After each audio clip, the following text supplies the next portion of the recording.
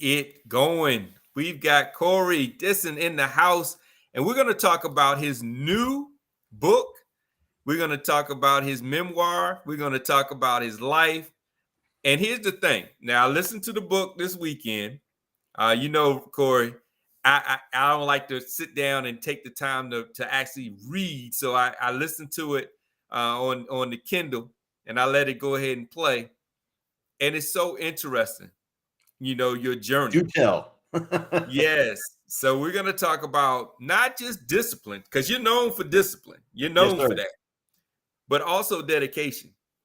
No doubt. You've been dedicated, and we're going to talk about everything. So if y'all don't know Corey, y'all have not been out and about. So we're going to go ahead and bring you into the new world. Corey has been doing coaching and training and motivating for several years. He's worked with, some well-known people and some people that will be well-known. If you get the book, first of all, we're going to go ahead and start off with letting you see how to get the book. So he's worked with boxers that you've heard of. He's worked with professional athletes that you've heard of in baseball, coaches you've heard of, entrepreneurs you've heard of. Even one, Howard Stern, which shocked me. Howard Stern early on in Howard Stern's career. So, he's worked with some of the greats. He's gotten some people that you have heard of and didn't know he was in the background. He's the guy that's been in the background. But Corey, we're going to talk about it. Our conversations are just us chatting and people listening. That's No doubt, pretty man. much it. When I heard that you started off, first of all, in Philly, then you was in Georgia. I didn't know you lived in Georgia. I didn't know you lived down here in the Atlanta area. Yeah, man. I'm a Philly guy. I identify as a Philly guy. But from second grade until I graduated high school, I lived in a suburb of Atlanta called Stone Mountain, and that's where I grew up. I still, that's where I made a lot of friends, and some of the people that I talk about in the book are from Stone Mountain, and people who I bumped into there, and it was a really cool place to grow up at the time I grew up there. Yeah, and it's interesting that you went from here to Virginia, and I went from Virginia to here. So it was like almost the reverse. Yeah, Virginia was just a pit stop. I mean, we only spent a year, but that was an interesting experiment. Yep. But I left ultimately led us Virginia. to California. I left Virginia with tape on my rearview mirror. Wasn't looking back. Yeah, no doubt. As were we. I mean, like I said, it was an interesting experiment, but that year was a very trying year for my family. Yeah. Now let's talk about it. So you growing up from Philly, he starts off the book talking about boxing, and many of you know him. You've seen him in the gym. You've seen him work out. He has given and taken punches with some people that you've heard of, which I didn't know. I didn't know that about you. Well, I've always had a certain affection for the sweet science, just first of all, as a fan. But then as my, life and career kind of started to take shape, I started to bump into people and involved in the game, whether it was on the marketing and promotion side, promoting big fights for, Don King and Mike Tyson and Evander Holyfield and Riddick Bowe, Oscar De La Hoya, Roy Jones Jr., all these people I had the opportunity to do work for. That was kind of where it first started. And then as more of an adult, I said I wanted to get involved in doing the training of boxing. So, I worked out at a couple of different gyms. I had the unique opportunity to train for a short time with a former heavyweight champion of the world, Tim Witherspoon, as well as spar with his son. And, picked up some really cool knowledge and heard some fun stories through him. And then, when I ran a personal training business for 5 years from 2008 to 2013, and one of the things that made my sort of training different from others is because I had a mixed martial arts influence, and I was one of the first 10 people in the world to be a mixed martial arts conditioning coach. I held a very certain specific certification, Okay. and we were teaching weekend warriors how to get conditioned and fit like an MMA athlete, but I also trained athletes, whether Wow. they were an MMA guy, whether it was a high school or college baseball player. So that stuff was woven into everything that I like to do. And then you add in that I'm, a Rocky Balboa fan. That has a common, a theme throughout the book. And it Yeah. just, as I sat down to put this book together, I wanted it to be different. I didn't want to just be, first today I was born, then I turned 10. I didn't want, though you read so many autobiographies and it's just kind of the same old dry, this is your life type of stuff. And I wanted to put it into a format that would be memorable, exciting. So when you hopefully, I know you've read it, but when your viewers and listeners pick up the book, wink, wink, you'll see that the book follows a format a la boxing. The chapters are not called chapters; they're called rounds. You're going to go rounds with me. There's 10 a rounds. scorecard, 10 rounds, 10 championship rounds. You're going to get a scorecard at the end of every round where you learn a particular lesson.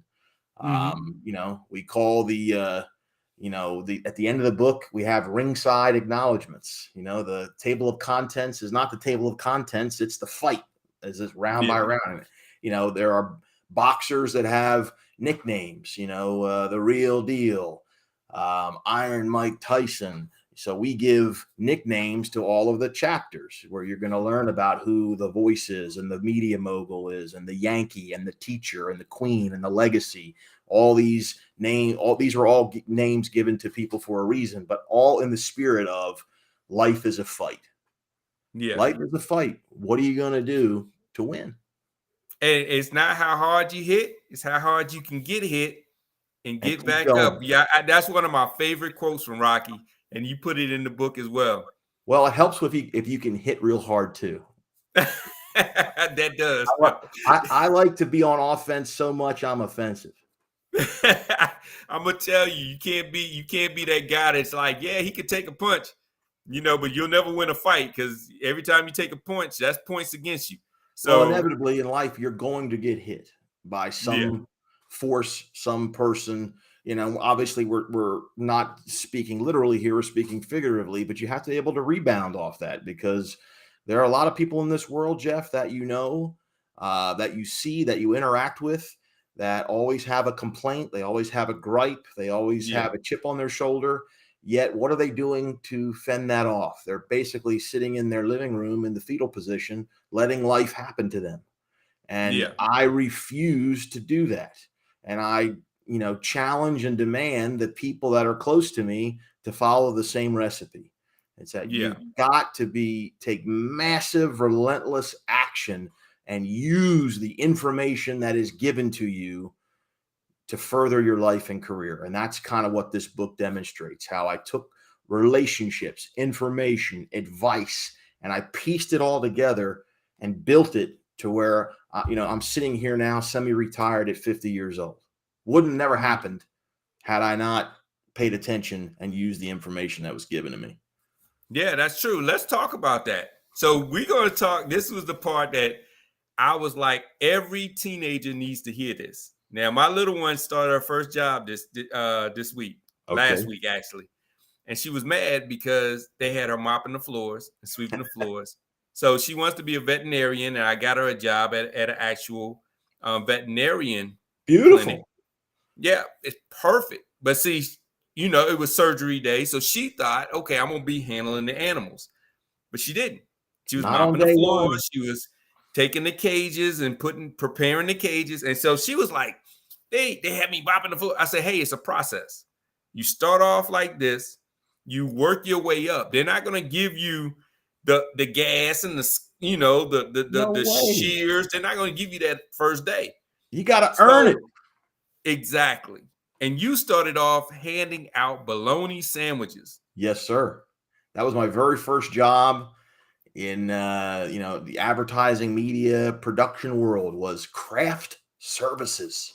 I had to learn what craft services was. I had the opportunity through my best friend's father, who happened to do volunteer work at a local cable access station, but he also had a freelance video production business. And just, two 14-year-old kids shooting the breeze at lunch. He said, "Hey, Corey, why don't you come over and do a sleepover and you can help out on this TV shoot?" And I was like, "Really?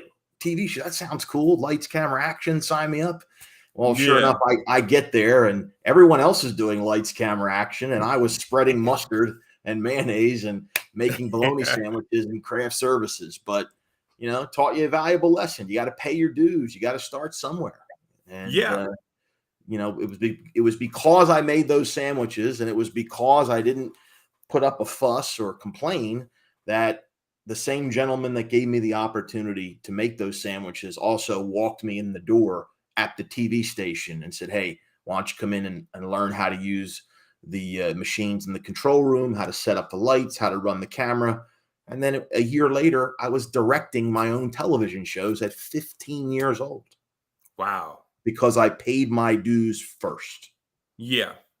And see, that's so interesting to state, because here's the thing with social media, especially now. See, when we were growing up, we didn't have social, so we didn't know about all that. But now everybody is putting all this glamour on social media. I got rich overnight. All I did was woke up. I typed in some things on the computer. I made my first million, and so forth. They make it seem as if there's no work involved. It's so easy. All you have to do is be you. And it's Doesn't not the happen that way. truth. Yeah, it's not the truth. It sounds good, and we all want a feel good story. But the truth is, the only people that happened for are people that inherit it, and Or all they they had had to do is some just show up. freak luck. Some Yeah, weird circumstance happened that they don't, literally, won the lottery or something. But in the real yeah, world, you have to make your own fortune.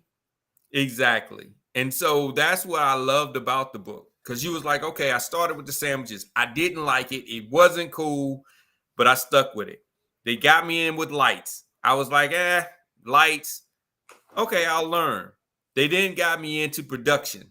They then got me into where now Running I'm the camera. actually sitting with the big boys. I'm there now. I'm in the room now, at the table now. And now all of a sudden they're like, okay, I'm going to take this transition and I'm taking you with me. Let's move on to bigger and bigger things. And then next thing you know, you're actually doing stuff that people that have, went to school for it, they're not getting the same opportunity Heck um no. in that room.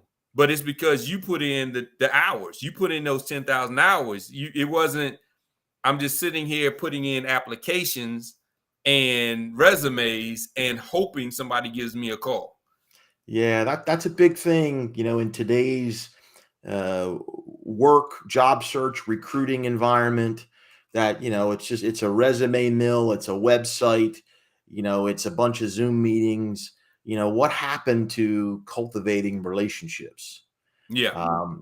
Like I said, the man who introduced me to the local television business literally changed my life, because I had other aspirations as a Mhm. teenager, what I wanted to do. And obviously, mom and dad are in your ear saying, "Hey, you'd be really good at X, Y, or Z." But as soon as I got the bug for the media and TV and radio, I was like, "Oh, this is my thing." And that determined what college I went to, what Mhm. course of study I chose in college, what classes I picked. All that stuff started because that man, and I'll give him his credit, Mr. Perry Todd, God rest his soul, he was the man that opened that door for me. And Yeah. you can have the door open, but you damn better walk through it Yeah. and do something about it once you get there. And it was because, you know, of my love for this man and his family and the relationship I had with him, that I didn't want to let him down. Yeah. Hey, Core, I'm going to give you this opportunity. It wasn't as literal as that. But, basically, when you boil it down, hey, Corey, I'm going to give you this opportunity. And I'm over here going, okay, thank you for the opportunity. But I'm not just going to say thanks. I'm going to show you how Yeah. much I appreciate it by maximizing everything else after that. Well, I think that's so important to state, though, because people don't understand when people put you in these positions, they open these opportunities up, they put their name on it, their name's on it. If you mess up, you don't mess up just for you, you mess up for the person that got you in the door as well. So now the next time they're doing something, they're being scrutinized for your mistakes. So it's like your level of professionalism, ethics needs to be high, at a high standard, not just for yourself, but for the person that helped you get there as well, because You're you're representing representing them. someone. You are Yes. representing someone. And there's a lot of that is lost in today's world. Now, hey, look, I'm all about putting yourself first, and we talk about that in the book too. Mhm. I'm all about self-reliance. That's a huge piece of the go get it puzzle. However, you do have to be accountable. Yeah. Accountability is key. You can't just step on people and, your relationship be damned no matter what happens. It's not like that. It's got to matter to you what that person on the other end thinks about, Mhm. hey, this guy's pulling his weight. This guy's earning it. This guy's representing me. It gives you someone, you want that pat on the back from that person. You want to earn that from that person. And the 10 Yeah. people that I mentioned in this book, I mean, that's what it was all about. I wanted them to be happy with what I did. I wanted them to Yeah. be proud of what I did. And Yeah. and here we are. Well, let's roll back some of these individuals, and a couple of Sure. them were coaches Yes, from sir. high school when you played baseball. And let's Mhm. talk about that story. So we're not talking about you hit the field and you was, Mr. All-American. I hit the field, I was All-American. They all wanted me. I picked the school. No, you were like, when I started, they told me you're the slowest guy on the team. The face of the earth, not the team. The slowest guy on the face of the earth. And That's what I but was you, told. you stuck it out. And it was like, okay, yeah, but I'm going to still stick it out. And you moved up through that to not just stay on the team, but also to get some achievements on the team as well. So, let's talk about that and talk about your coaches too, because you mentioned two coaches that were very pivotal in your life. That I still talk to today, 30 plus years later. Um, where I grew up in Stone Mountain, we mentioned that, and I talk about this in the book. Um, to me, and maybe it was just to me, but Mhm. I thought the feeling amongst my peers and the community that, when you think of Friday night lights, you immediately think of high school football in Texas. Mhm. Those two things are synonymous. To me, high school baseball in the Southeast, in Georgia, in Stone Mountain, where I grew up, it felt like that to me as a young man. Like that was, if you could get associated with the high school baseball team, you were a god among men. I mean, it felt that, like, because I looked up to these guys when I was 8, 9, 10, 11, 12. I lived walking distance from the high school ballpark. I would go and sit and watch and just be dumbfounded at what these guys did. And watching the coach do his thing. And when all the kids were playing in Little League together, it was all about, hey, did you make the all-star team? Are you making it every year so you could make the high school team one day? Yeah. Because that was something to sort of brag about. And, I was one of 2 eighth grade kids to make the junior varsity team, which they didn't do that, but Mhm. they picked me and one other gentleman to be on the JV team together. And, you start just like making bologna sandwiches. I started at the end of the bench, and I was not the most talented player out there. I could do some things. I could swat. I could hit the ball pretty good, had a decent arm, but, When you swing, I could swing. we're gonna talk about that. Yeah. I mean, I could hit the ball, but, I had to pay my dues there too. I didn't play much as an eighth grader. I Mhm. got called up to the varsity as a sophomore. I got a little sniff of playing time, Mhm. um, and then wound up sitting as a junior. Literally, I thought I had it made in the shade. Sat the whole junior season basically. Uh, you know, Little did I know the gentleman who was starting ahead of me wound up making it up to the major leagues and playing a nice career in the major leagues. So I guess the coach had it right. Yeah. But a lot of the lessons that I learned on the ball field under the tutelage of Coach Tom Clark and Coach Greg Goodwin were, yes, there were the X's and O's, the nuts and bolts, how you throw, how you swing, strategy, how you play the actual game, but Mhm. more the larger impact that those two guys made on me were more as men, as how to conduct yourself, Yeah. how to work hard, how to the importance of self-sacrifice. That was a big thing.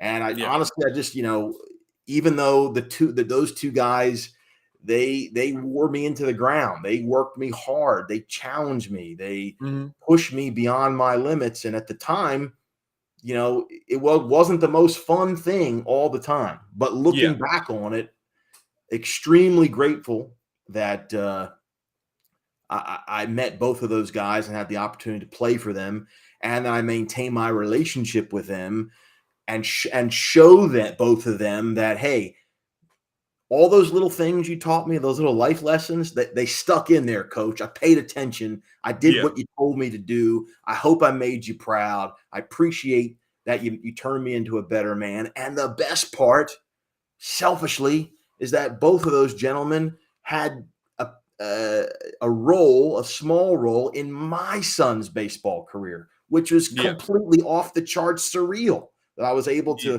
to bring them in. But those two guys, like I said, Tom Clark and Greg Goodwin, just really solid, upstanding, tough men of men. I mean, just very, very, very lucky that I had the opportunity to play for them as an athlete and to Mhm. remain friends with them as an adult. Let's talk about that relationship and let's talk about the two things that you learned, at least two of the things. There was a Sure. few others, but one, you said sacrifice. Oh yeah. It was a trip that you wanted to go on Hmm. and you had a decision to make. Yeah. Let's So talk I mean, about look, that sacrifice. where I grew up, the big thing is when you were a teenage boy or whatever teenager, was to go to Panama City, Florida, on spring break. That's where, Mhm. all the high school kids would truck down there and they'd stay in hotel rooms and go to the beach and, dance and do some things they probably weren't supposed to. But that was what all the cool kids did. And I had a group of friends that were all going down there. I chipped in my money. I was all set to go. And it turns out that our baseball team had an out of scheduled tournament in Tennessee, booked the same time.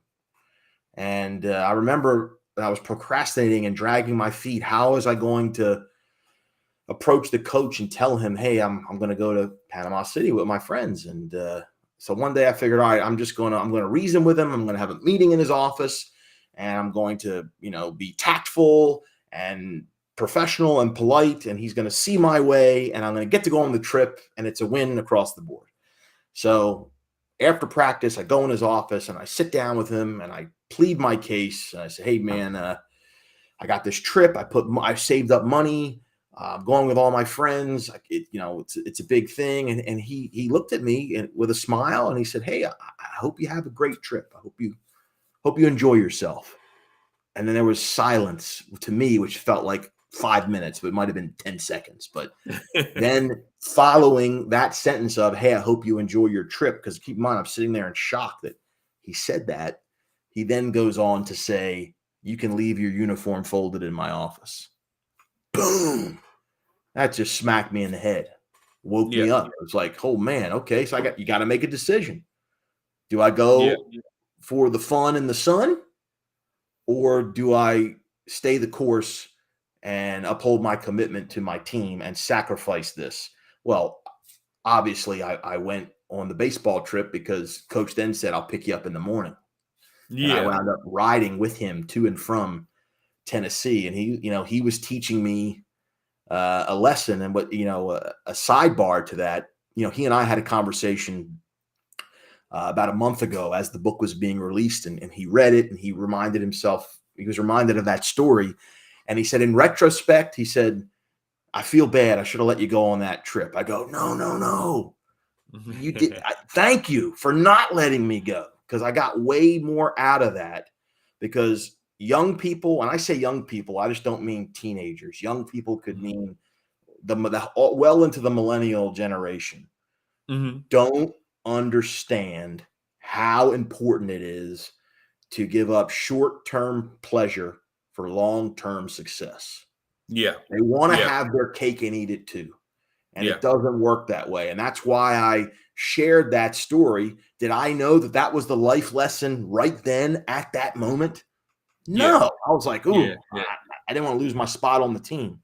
But looking back, 30,000-foot view, he was telling me, hey, you've got to, if you want to be successful, you got to be able to sacrifice some things. And that's so key, because especially like as you are a coach and I'm a consultant, when you're dealing with business or just us being business owners, there's a lot of sacrifice. Totally. There's a lot of times you might want to do a vacation. You have to take work with you. You might want to just say, hey, I'm going to take the day off. I laugh and joke with people and say, as a business owner, every day is a holiday and every day is a work day. So it's your decision. You don't have somebody else telling you, hey, today you can take off. It's every day is a work day and every day is a holiday. So you decide. And so that helped you. And even as you coach your actual clients, hey, I sacrificed, and this is how you sacrifice. Yeah, I'm not just telling you because it sounds good or it's, aggressive and it fits in with the branding. I'm not just saying it like that. I lived it. I know why it works. And especially in today's society, today's culture, the work ethic is in thin supply right now, in my humble opinion. I mean, there is actually something going around. I don't know if you've heard of it. They call it Bare Minimum Monday. Oh, and I've you know heard what Bare that. Minimum Monday is, Jeff? I'm going to tell you, and get ready to get sick in your mouth. Bare Minimum Monday is this group of millennials and others that say when they have to report to work on Monday, because they have so much on their plate for the week, they're only going to do what's minimally required so they can kind of ramp up. And then Tuesday, they'll give 100%. So they don't want to really work as hard because I just got done the weekend and now I need this buffer before I get back to work on Monday. That's a thing. That is I've never heard of that. That's that old I need a vacation from my vacation type mentality. When I saw that, I almost fell over. I was like, are you kidding me? I mean, I didn't even know what a weekend was until that's what I was going to say. I usually your weekends are like you still working. You just might not be in the office working, but you're still working. It's just the weekend. I just don't get it. And this I never heard of that. This, sharing the anecdote of this story about self-sacrifice when I was in high school still resonates today, whether you're an athlete or not. Yeah. There's times you might just have to suck it up, man up, and do what you have to do. And then the second thing that you learn that you teach, and I can tell because I've we've been working together, so is actually listening, taking instruction, and doing what you're told. Let's talk about the time when you didn't swing. So, all right, we're sort of conflating two lessons. We can talk about both, but the not swing lesson. So that was an episode that showed that I didn't put that I put myself before the team, which was not allowed. And that was playing under Coach Clark. I had an opportunity to play in the North Georgia Championships, which is basically like the high school state semifinals. And I was given a hit and run sign. And what a hit and run is, if you don't understand baseball, is if you're hitting and there's a runner on first base, a hit and run is the runner on first takes off to steal, and it is your job at home plate to swing at the ball no matter where it's pitched to attempt to hit it to protect the runner. That's what a hit and Yeah. run is. I was given the hit and run sign, and I choked. I forgot to swing. I froze, and ended up I struck out. The runner on first gets thrown out. We're out of the inning. We lose the series. We're out. It wasn't entirely my fault, but boy, it sure felt like it at the time. And my coach Yeah. was not very happy with me, and he disciplined me for that. And it boiled down to, we had a practice in between that game and the next game in the series. And he basically turned the pitching machine on and threw 100 pitches at me as he had to swing wherever the pitch is. And there were pitches that were up in the bleachers. There were pitches at my head. It didn't matter how ridiculous I looked. He was making the point that when you're given an instruction to benefit the team, don't worry about how it affects you. Sometimes you have to literally take one for the team. And, that's what I learned from him. And, the end lesson from Coach Clark was, it was a lot of talk about talent. And this all has something to do with each other because, there's a lot of talk out there. Well, I'm talented. I'm really good. I'm the best at what I do, or I do this craft or this skill very well. I should be making a ton of money. I should be successful. And it's amazing how many people are not, because they forget about, you can't just have the talent. You got to add the work ethic in there with it. There's a reason why there's a term called starving artists. They're not just going to come to you just because your painting looks good. You got to get your name out there, and you got to hustle. And, I was a walking, talking example of that long before I was a professional, because I was not the best baseball player, for example, yet I was able to earn and maintain a spot on a high profile program because I was the first one at practice. I was the last one to leave. Everything I did, I ran full sprint everywhere. So, I showed the coaches that, I was willing to hustle.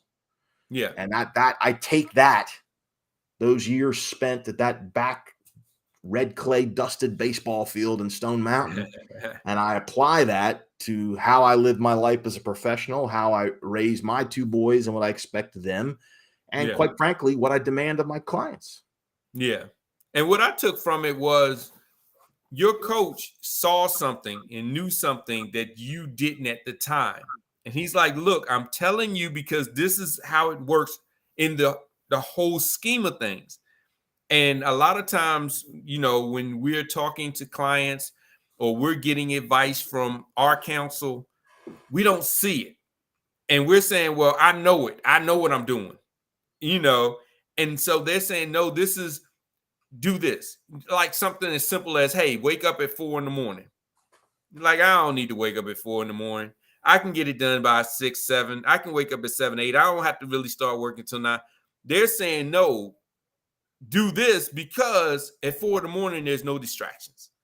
But see, we're waiting for somebody to tell us everything and report to us. Well, I need you to do this because this is what's going to happen, and lay it all out. But sometimes it doesn't need to be laid out. It's just like, the Karate just do Kid, it. Jeff. Remember the Karate Kid, the movie? Yeah. Where he said, wax on, wax off, paint the fence, sand the floor. And Daniel's son gets angry at Mr. Miyagi. He said, I thought you were trying to teach me karate. And then all of a sudden he starts to throw hands, and he's using all the paint fence motions and wax on motions to defend himself. That's called coaching. If you are going to hire a coach or use a coach, you have to be willing to get coached. Yes. There are a lot of people that hire coaches only to say, I work with such and such a coach, but they don't necessarily implement what they're being coached. So, you have to be willing to take the advice you're given. I mean, especially if you're paying for it. Yeah. I mean, there are people that invest in coaches and don't implement what they pay for, which is mind-blowing to me. Even worse, will argue with the coach to tell the coach, I know more than you do. Oh man, I've had to sit there and argue and say, no, I'm not going to do it that way. I'm going to do it this way and it's like, okay, the check still cashes though. You understand the check still clears. Oh, no doubt. It's like, you don't have to listen, but that's your decision. I've heard it said. There's a guy out there which I would recommend everybody should follow. He's a guy by the name of Wes Watson. Mm-hmm. And I'm digressing for a moment, but there's a point. Wes Watson is a bald, bearded, heavily tattooed ex-con. Okay. Mhm. But he is a massively successful coach. He's in Southern California. He's a millionaire. He drives a Lamborghini. He's got a penthouse this and a big mansion here. He does very well for himself. But what he says, because I don't want to take the credit for it, but it ties in everything we're talking about. He said, you don't have an information problem. You have an Mhm. application problem. Mhm. Everywhere you throw a rock, there's information. You can go on Google. You can go on Chat GPT. I know you're a fan of that. You can go, Yes. there's a million places you can go to and ask questions to get free, low to no cost information. Or if you want to pay a premium for different information, you can go pay for someone who's been there, done that. But it's no good if you don't use it, if Yeah. you don't implement it. And that ties into I said there's two lessons you conflated. It ties into that second lesson later in the book, which was don't hear people, listen. Listen. And that's something my old man Yep. taught me. And he Yep. pounded into my head since I was in diapers. Don't just hear me, listen. And what Yeah. that means is there's a lot of people talking at you. There's a lot of people giving you things to absorb, but Yeah. don't just wait to speak. Mhm. A lot of Mhm. people, when you talk to them, you have a conversation, they are nodding their head, they're smiling, they are, giving you a gesture, but they're simply doing that, waiting for you to finish so they can respond, not taking in, absorbing, utilizing the information that you're listening to. And there's episodes in the book in my life that I mentioned uh, that are a shining example of I had to hear what was going on and Mhm. listen and use that information. Yeah. Yeah. But with that, with you listening, and you talked about your father and his his work ethics, Oh yeah, um, and you talked about his grind, his real grind. He was a grinder. totally. Um, with that though, you built relationships that last. So even though you didn't swing that time, even though you weren't the star of the team, you still built a relationship with both of those coaches that, like you said, didn't get you in the MLB, but got your son there. Thank goodness. Yeah, thank goodness. And I'm indebted to them for that. I respect the both of them immensely. I've had the fortunate opportunity to look at both men in the eye as an adult, as a father, and, Hmm. and say to them, thank you. Thank you for those early seeds you planted with me. Thank you Yeah, for pushing me. Thank you for challenging me. Thank you for impacting my life. Thank you for being a piece of the puzzle to the man that I had become. And, I just wanted them to know that, man, I paid attention. Not, there are athletes that go through whether it was their system or it's a revolving door. They go yeah, there, and if they play and they have a great experience, well, that's where it ends. It didn't end that place for me. For yeah, whatever reason, these guys, it just stuck with me. How they walked, how they talked, what they said. I wanted to be like them, man. I wanted to emulate what they did and how they conducted themselves because look, they're men's men. yeah. They did things the right way, and the pillars in the community, extremely professional men. I mean, Coach Clark left high school baseball, went on to coach at two different colleges, and then was a scout for the Chicago Cubs for years. Hmm. He wears his 2016 World Series ring. He drafted Javi Baez. That was a big player back in those days, a really talented player. And Hmm. Coach Goodwin went on to be, from the head coach of the baseball team to be the principal of the school, um, to be a scout for the Dodgers, to run an organization called Mentoring Viable Prospects, which helps African American young men, achieve their baseball dream. Yeah, He wrote his own book. All these things are just doing one great noble thing after another. Why wouldn't? Why wouldn't I want to emulate these guys? Are you kidding? yeah, yeah, yeah. And these are people that are actually showing it by action, not just by flossing and posting you know, like I say, back then we didn't have the whole social posting, but you saw it and you actually gravitated toward those that had that type of character building about them. You know, No let's doubt. talk about your parents. God rest them. God rest their souls. And Pop what Pop's they still instilled. around. He's Oh, not he going is. yet. He is. I Yeah, apologize to Pops. 81 years old. He's still kicking, but yeah, mom is watching in the balcony though. Yeah, I mean, and they had such an such an impact in your life. Your mom, though she was a school teacher, had you. Now this is funny. That part was funny. Had you represent yourself about your academic career with your teacher, and I thought that was Yeah. interesting. She was like, "Okay, you bring home these good grades, and if you have a problem, you set up your own Oh teacher yeah. parent, teacher student Yeah. conference." There was no parent teacher conference in my house. It was if I had an issue, number one, my mother always said, I don't care what you think, you got to do what the teacher says because it's what the teacher says. That was Yeah. number one. But if it, this one particular circumstance where I just was fit to be tied with this one particular teacher, and I pleaded with my mom, I said, yo, Ma, you got to go talk to this woman. I mean, and she said, nope, if you want your problem solved, you got to go talk to her. You got Yeah. to set up the appointment. You have to take initiative and be an adult. And that's what I did. And quite frankly, and I can't even remember what the exact issue was with the teacher. And Mhm. even if that particular issue was resolved, what I do remember is that the teacher, even though we butted heads, she said to me, the fact that you came to me and were mature enough to have a discussion, a candid discussion, that speaks volumes. And then from that point on, we were able to play in the sandbox together. Yeah, the respect was there. The respect was there. I mean, look, it goes downhill. She was the teacher, I was the student, but at the Yeah. same time, there wasn't that animus there anymore for the rest of the school year because she was able to make some points with me, and she understood where I was coming from, and like I said, we just kind of agreed to get along until the end. Yeah. The best part was I took that lesson with me and passed it down to my kids.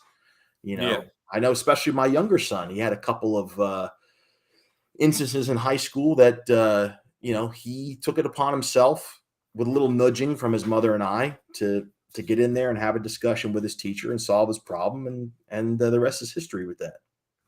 Yeah, that's cool. And then your dad's scrappiness. It was funny how you talked about your dad. Your dad was quick to be like, "Hey, you got to be there at 7 o'clock. We're getting there at 6, because it's Oh not yeah. about getting to work and it's none of these wind up Mondays. It's like, look, you are there, and at 7 you are working. You're not getting to work. You're working at 7. Yeah, You're my old man preparing. had a crazy work. Even though he's 81 and long since retired, I mean, he still has a crazy work ethic. And we used to joke as kids, that how early he used to get to work. If his start time was 7, he'd get there 5:30.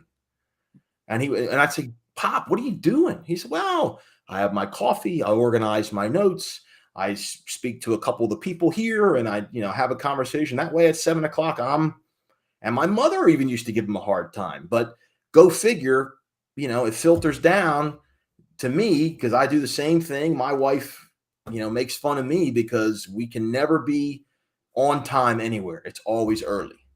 Yeah. It's Corey time, she says it. If we have to we have a dinner date with another couple at 6, well, we're pulling up to the restaurant at 5:45 because we want to Yeah. make sure to be there. And my youngest son is actually, both of my sons are very much like this. They don't want to be late anywhere.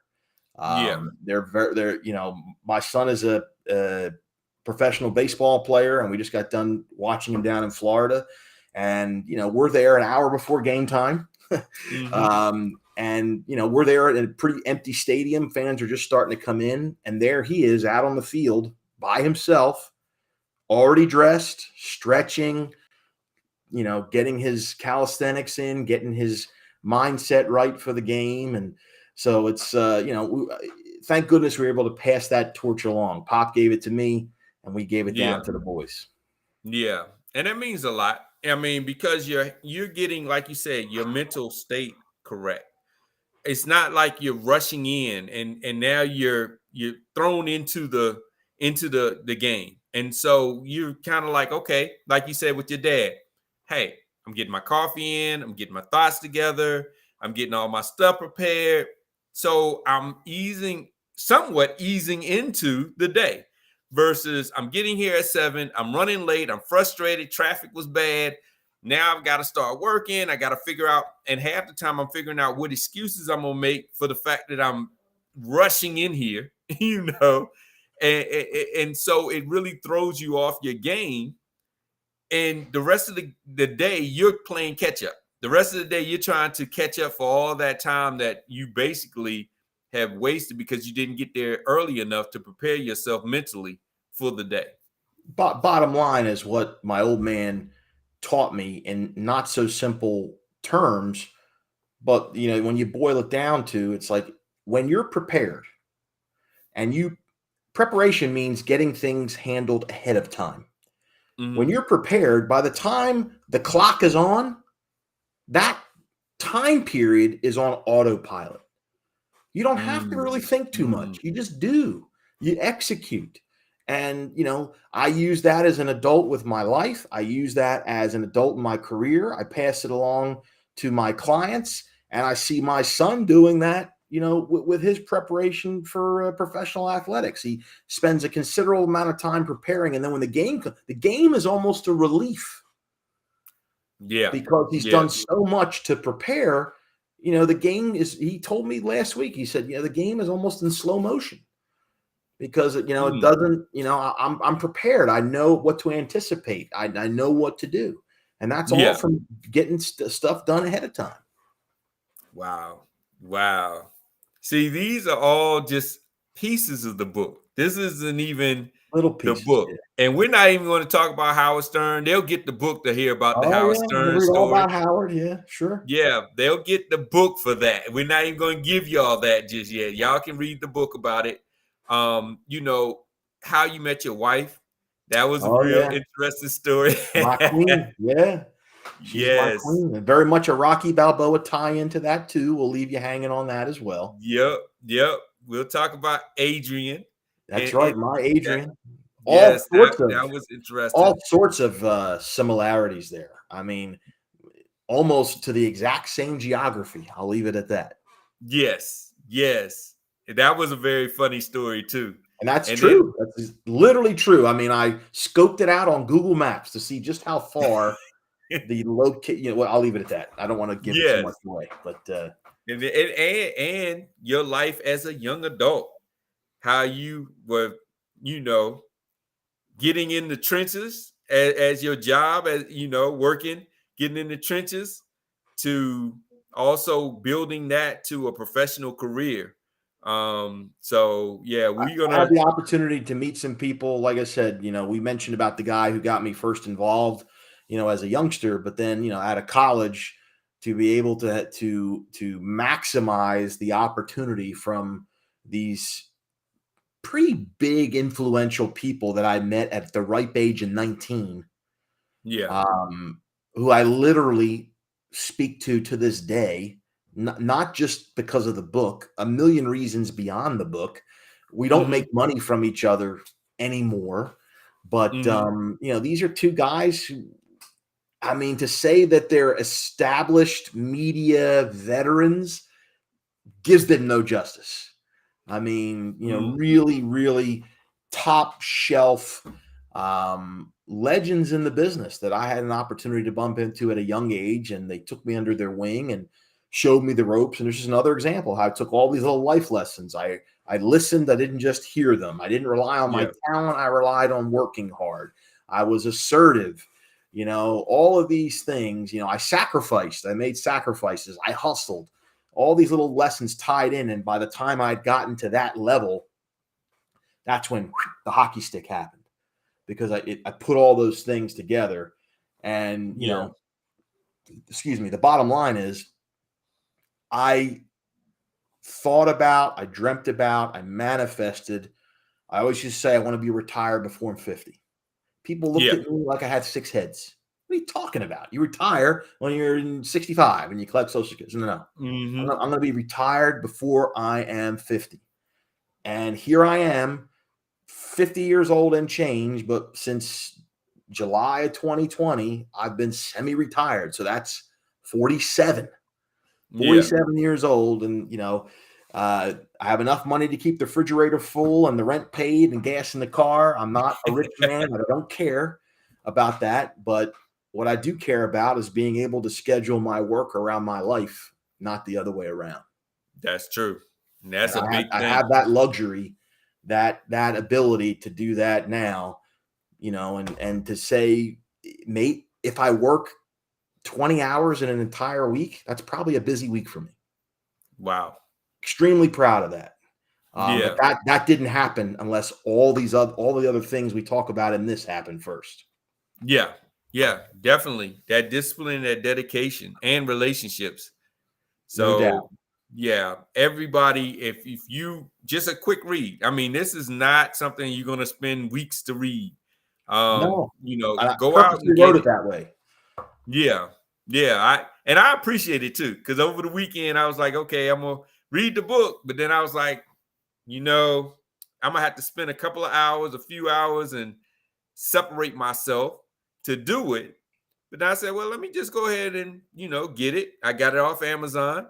I said, well, let me go ahead and have the device read it to me while Yep. I'm doing what I'm doing, and it's a real easy read. So everybody, get the Going the Distance book. It's on Thank you. Amazon. It's easy to get, easy to read. Got some great stories in it and some great lessons, more importantly, in it. And follow Corey in the Go Get It Nation. Go I mean, get it, he's on nation, for all your sure. social, mainly on LinkedIn. And are you still doing Clubhouse?